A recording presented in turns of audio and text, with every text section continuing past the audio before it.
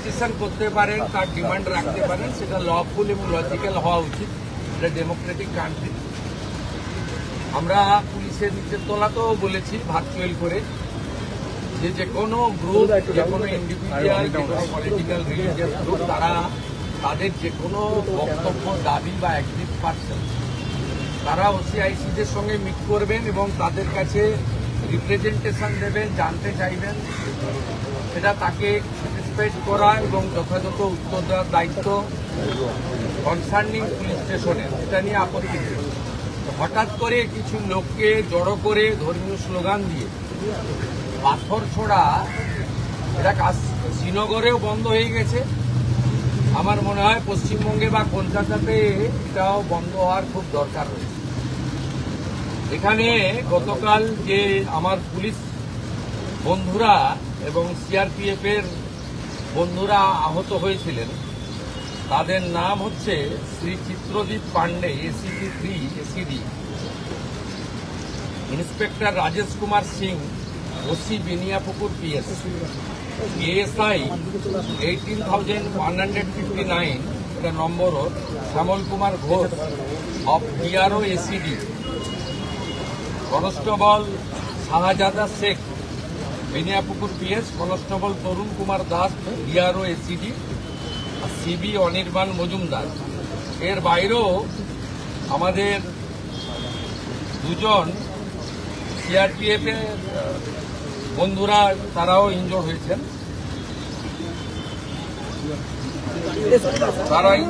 আমি মূলত এদের সঙ্গে দেখা করতে এসেছিলাম, ওদের শরীর স্বাস্থ্য কেমন আছে, ওদের ইনজুরি কেমন হয়েছে, আর আমাদের যে এন্টার ফোর্স কালকে এত ভালো কাজ করেছেন, বড় ল অ্যান্ড অর্ডার ক্যাজুয়ালিটির হাত থেকে মানুষজনকে বাঁচিয়েছেন, তাদেরকেও আমি সাপোর্ট দিতে এসেছিলাম। বলেছিলাম গভর্নমেন্ট আপনাদের সঙ্গে আছে, আপনারা law enforcing authority under BNS এবং জনস্বার্থে আপনারা কাজ করবেন ভয়মুক্ত হয়ে। আপনাদের হোম মিনিস্টার তথা চিফ মিনিস্টার আপনাদের সাথে আছে, নগরপালের নেতৃত্বে এন্টায়ার ডিপার্টমেন্ট আপনাদের পাশে আছে। ওদের প্রাইমারি মেডিকেল ট্রিটমেন্ট হয়েছে, একজন দুজনের ইনজুরি ক্ষতও আছে, আমি দেখেছি নিজের চোখে। আমি শুধু আপিল করব, এই কাজগুলো করবেন না, এই কাজগুলো করবেন না, এই কাজগুলো থেকে বিরত থাকুন। যদি মনে করেন আগের সরকার আছে, আগের নিয়ম আছে, আগের মতো পুলিশকে ফোর্সকে হাত পা বেঁধে রেখে দেওয়া হবে, তাহলে কিন্তু ভুল করবেন। তো ক্লিয়ার মেসেজ, জিরো টলারেন্স এই ধরনের ভ্যান্ডালিজম, হুলিগানিজম, রাউডিজম এবং anti national, anti social activity we are not allowed. আমি পুলিশ মন্ত্রী, হোম মিনিস্টার হিসেবে লাস্ট ওয়ার্ড বলে গেলাম, একটা পুলিশের গায়ে যদি হাত পড়ে, এই সরকার তার আইন প্রয়োগ করে যতদূর যেতে হয় হবে। শুধু অ্যারেস্ট নয়, কনভিকশন করানো পর্যন্ত ক্লোজ মনিটরিং করার দায়িত্ব আমাদের থাকে। আর পুলিশের সমস্ত বন্ধুদের বলবো, বিএনএস যা বলেছে, আপনাকে ট্রেনিং পিরিয়ডে যা বলেছে, আপনার সুপিরিয়র যা অর্ডার দেবে অন স্পট, আপনি চিন্তামুক্ত হয়ে করবেন।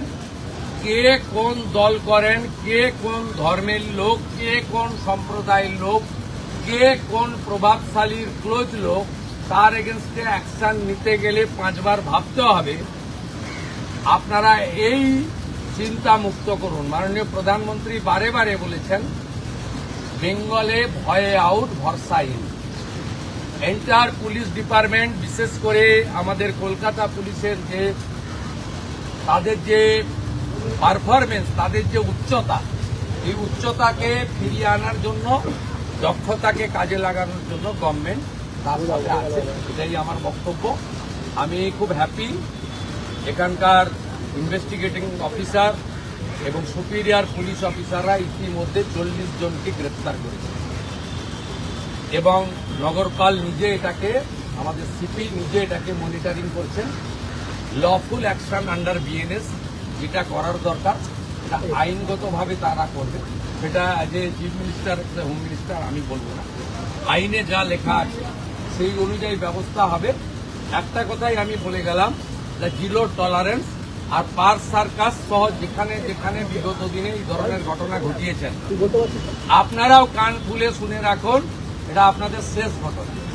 এরপরে আর কোনো এই ধরনের অ্যাকশন আমরা করতে দেব না। যদি করেন, আমার থেকে খারাপ কোনো পুলিশ মন্ত্রী হবে। दादा कश्मीर में जो पत्थर चलता हुआ देखा हमने, कश्मीर में जिस तरह से पत्थरबाजी होती थी, कल वही नजारा पाक सर्कस में भी देखने को मिला। देखिए, कश्मीर में पहले खत्म हो गया, कश्मीर में बहुत पहले खत्म हो गया। जब धारा 370-35 को एबुलिश किया भारत सरकार, तब से खत्म हो गया। कश्मीर में इस तरीके से इंसिडेंट नहीं हुआ।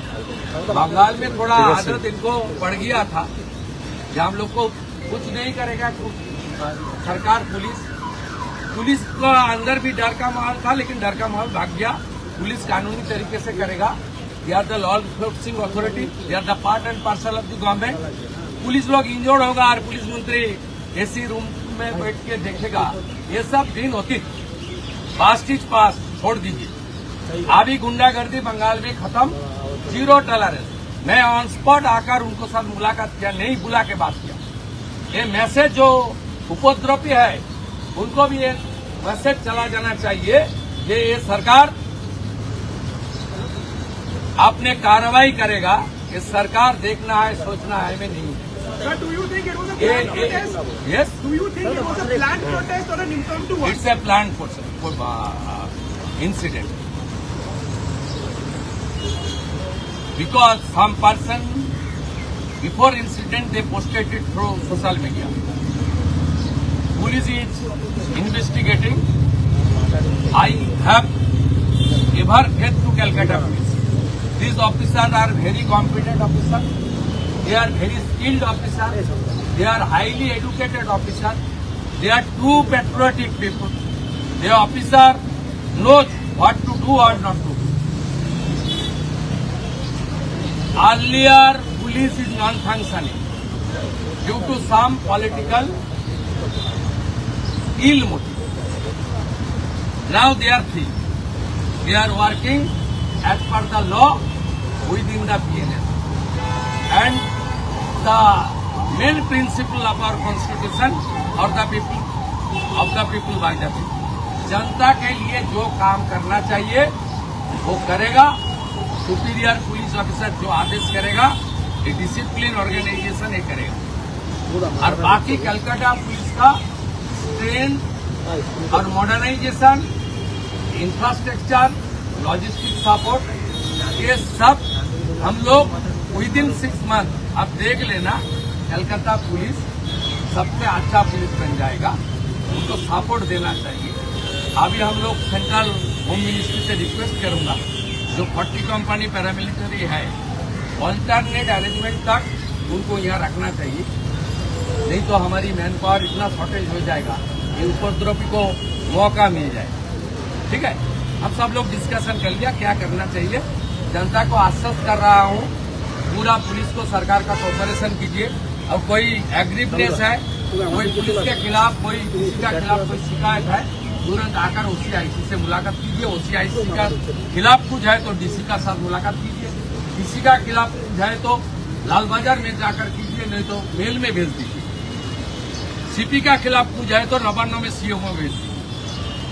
सब हम लोग देख लेंगे, लेकिन हाथ में पत्थर उठाना, पत्थरबाजी करना और रिलीजियस नारा के साथ गुंडागर्दी करना, ये बंगाल में नहीं होगा।